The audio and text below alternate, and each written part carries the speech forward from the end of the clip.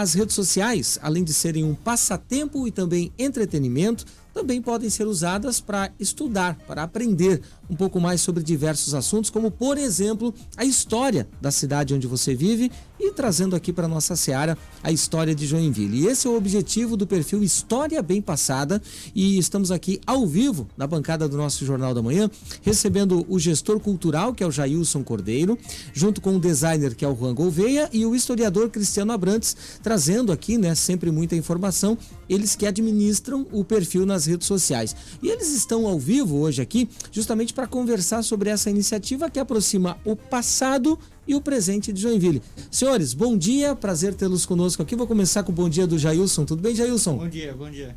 Bem-vindo, E obrigado por aceitar o nosso convite de conversar conosco aqui na programação da Jovem Pan. Juan, tudo bem? Bom dia, Juan tá aqui.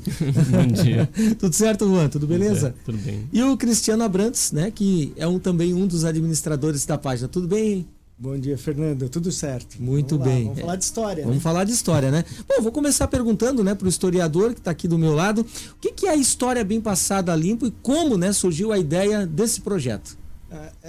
A História Bem Passada, ela surgiu de certa forma, uma ideia de fazer um filme descontraído que apresentasse um setor na Secretaria de Cultura. Quando a gente apresentou o filme, ele fez tanto sucesso que a gente falou, a gente precisa fazer alguma coisa junto. Era uma ideia que o Jailson já tinha de trabalhar com filmes e a história para Joinville, de modo geral, como se fosse uma educação, já que pouco se fala da história. E aí ele estudou e trabalhou com vamos botar isso nas redes sociais. E aí o Juan vai dar essa cara mais jovial. Tanto que é legal porque, como você falou, trabalhar o presente e o passado.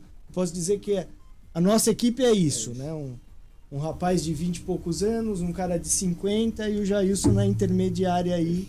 Então, fica legal, o time fica bem equilibrado nesse sentido. Muito bem. Ô, Juan, a gente sempre fala que o conteúdo é muito importante, Principalmente para as redes sociais, e tem que saber explorar o conteúdo. Mas as imagens também falam por si só, Exato. É bem importante a gente trabalhar a questão da linguagem e como é que a gente vai passar a mensagem, Mas as imagens, ela é um caminho e deixa a situação muito mais fácil de se contar, Porque a gente vai mostrar as imagens e a gente usa elas como exemplo para passar a mensagem. Certo. O Jailson, como o gestor cultural da equipe, como é que é escolhido o local e também, enfim, a questão do texto ali para envolver o telespectador, para envolver o internauta? A gente começou com alguns assuntos específicos de data, então a gente tinha algumas datas, por exemplo, o vídeo era perto do Halloween, a gente fez uns vídeos sobre a história dos cemitérios da cidade. Então a gente foi adaptando assim. Mas hoje a gente já tem pedidos dos seguidores, então a gente segue meio que os pedidos deles e faz os vídeos em cima disso já.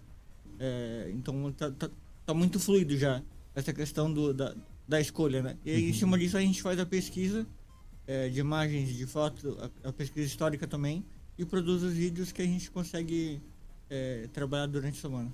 Cristiano, era justamente essa a pergunta que eu ia lhe fazer, Como é que funciona a questão dessas escolhas? Os seguidores da página podem dar as sugestões e aí assim vocês fazem todo um levantamento, verificam a possibilidade de estar divulgando sobre aquela determinada história, aquele ponto? É isso aí. Que a gente não é 100%, Porque a gente precisa fazer às vezes alguma coisa... às vezes acontece uma notícia importante sobre algo histórico na cidade, a gente vai e aproveita esse momento também para falar do assunto, já que existe um interesse geral. Mas a gente dá sim voz às pessoas que nos apoiam ali, porque eles têm curiosidade de alguma parte da história da cidade. Por que não falar aquilo que eles querem ouvir, Não teria lógica e esse diálogo entre nós na produção e eles como ouvintes acontece de uma forma, como o Jailson falou, fluida, Uma outra coisa legal que vamos falar aqui de primeira mão para vocês, a gente está preparando algo no YouTube um pouco mais denso, com um pouco mais tempo de produção, que vai contar a história de Joinville de forma cronológica para que as pessoas possam se localizar aí no espaço-tempo. Que legal, muito bem. 7h55, Juan, as pessoas que entram em contato com vocês lá na página, né? Geralmente o que elas pedem? Elas pedem histórias sobre casarões históricos, sobre pontos de entretenimento que Joinville tinha no passado. Como é que é essa peneira até chegar a um assunto que, não, realmente esse aqui vale a pena a gente correr atrás e fazer? Eu acho que, na verdade, o Jair seria a melhor pessoa para responder isso. Mas, basicamente, eles entram em contato gerando, assim, pelos nossos vídeos, né? Ele gera curiosidades e eles vêm perguntando mais sobre o assunto, ou se não, esse assunto é um gancho para algum outro que eles já lembram e falam, e essa é a situação. Mas o Jailson normalmente é as pessoas que é o cara que vê isso. A gente, como a gente escuta as pessoas, né? Então eles perguntam sobre algum tema e a gente corre atrás de fazer, assim. Mas como a gente falou, como é muito fluido, então a gente consegue... isso tem relevância, isso não tem.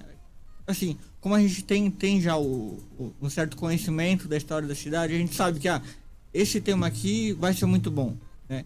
Mas o que as pessoas mais gostam é sobre imóveis mesmo, assim, que a gente vê que tem mais interesse, mais engajamento é sobre algum imóvel ou sobre algum nome interessante na cidade. Por exemplo, a gente fez um vídeo sobre a família Wetzel, né? Teve um envolvimento muito grande. O mercado municipal também é um imóvel de muito conhecimento na cidade. Todo mundo conhece no mercado municipal, então também gerou muitos views. Mas eu acho que imóveis no geral geram mais curiosidade. E qual foi a história de todas as postagens, né? De todas as histórias que vocês já contaram através do perfil lá no Instagram? Qual foi a história que mais chamou a atenção de vocês? Acho que do público em geral, acho que gerou mais curiosidade sobre os antigos cemitérios da cidade.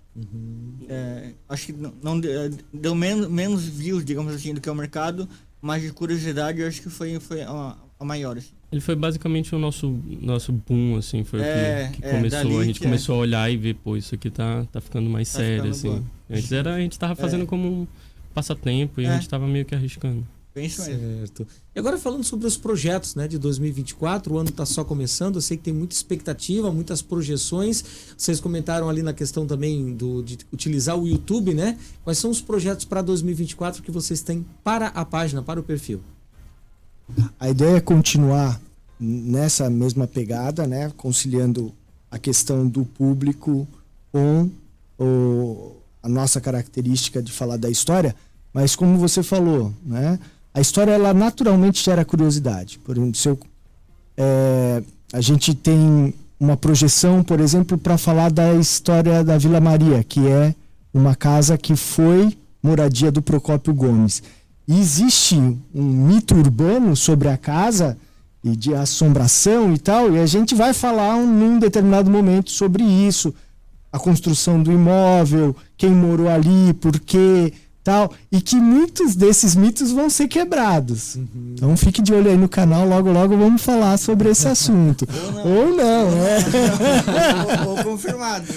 Outra coisa interessante, normalmente nas casas antigas se ouve barulho, tem, e nós temos muitas testemunhas que contam sobre essas coisas. Então isso tudo é muito interessante falar. Além da própria história da vida das pessoas que se envolvem na cidade, né? Quando a gente falou do Wetzel, a gente fala assim, imagina um rapaz que sai de um país com 22 anos, vem para um lugar completamente estranho, com língua estranha, religião estranha, para começar a vida, vai para escolhe, né? Imaginando que eu vejo que ele foi um visionário mesmo. Ele pensou em ir para Vila Nova, que na época era o Anaburgo, para montar uma fábrica de sabão e velas.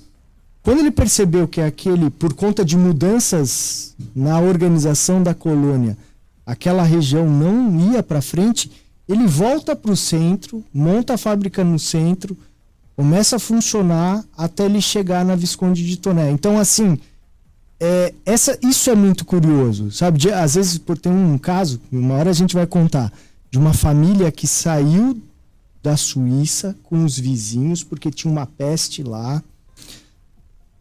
Uma das famílias morreu todo mundo. Aí eles chegaram em Hamburgo só com uma criança dessa família. E a outra falou assim, eu não posso voltar. Aí essa menina vem pro Brasil como babá de um bebê para conseguir embarcar, porque senão ela não consegue. Aí começa a morar aqui na região da Rua Santa Catarina. Imagina, 15, 16 anos depois, ela vai se casar com um dos meninos da família que acabou adotando ela, e a casa dele está lá até hoje. Então é uma história muito legal que às vezes as pessoas não conhecem e que tem esses cruzamentos que a vida nos proporciona. Que legal. Como diz o ditado, senta que lá vem história. Né? Bom, e para as pessoas que ficaram curiosas, né, e querem começar a acompanhar o trabalho de vocês, como é que faz? Página no Instagram, canal lá no YouTube, divulga pra galera aí. Instagram, TikTok, YouTube, Facebook também, né, Juan? E é tudo História Bem Passada. Todos @ História Bem Passada. História Bem Passada. Legal, senhores. Parabéns pelo trabalho de vocês. Sucesso, né? Que 2024 venha com tudo aí. Já está como diz, já está iniciando com tudo aí, com bastante histórias e com bastante curiosidades, né? Para que a página de vocês e o canal continue crescendo cada vez mais. Um grande abraço e até uma próxima oportunidade aqui no Jornal da Manhã. Estamos aguardando. Muito obrigado pelo convite e até a próxima.